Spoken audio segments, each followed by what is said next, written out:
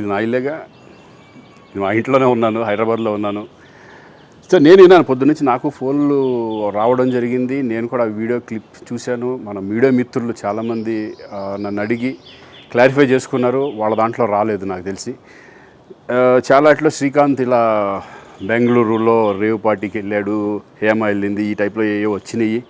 నిజంగా నాకు నవ్వు వచ్చింది. ఇంట్లో వాళ్ళందరూ నవ్వుకున్నాం. ఇదేంటిది, మొన్న ఏమో విడాకులు ఇచ్చి పిచ్చేశారు నా భార్యతో, ఈరోజేమో రేవ్ పార్టీలకి వెళ్ళాడు అని వచ్చేసినాయి. కానీ ఒకటి, వాళ్ళు కొంచెం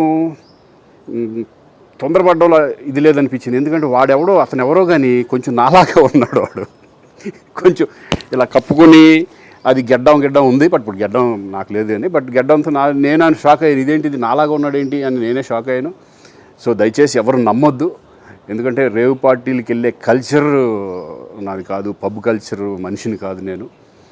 ఒక్కోసారి బర్త్డే పార్టీలకి వెళ్తాము, ఒకవేళ తెలియకుండా ఏదైనా వెళ్ళినా ఒక హాఫ్ అన్ అవర్ నుండి వచ్చేస్తాం తప్పితే అటువంటి ఏమీ లేదు. రేవ్ పార్టీ ఎలా ఉంటుందో కూడా నాకు తెలియదు. సో దయచేసి ఎవ్వరూ ఈ విషయాన్ని నమ్మొద్దు. హ్యాపీగా నేను హైదరాబాద్లో ఉన్నాను, మా ఇంట్లోనే. ఇప్పుడు మా ఇంట్లో నుంచే నేను ఇది చేస్తున్నాను.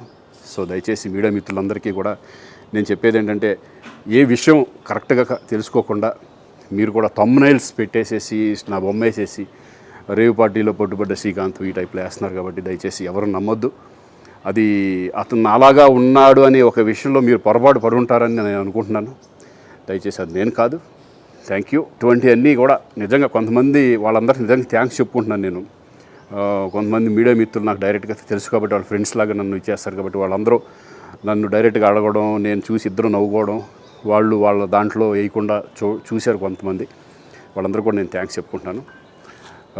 దయచేసి ఇవన్నీ నమ్మొద్దు.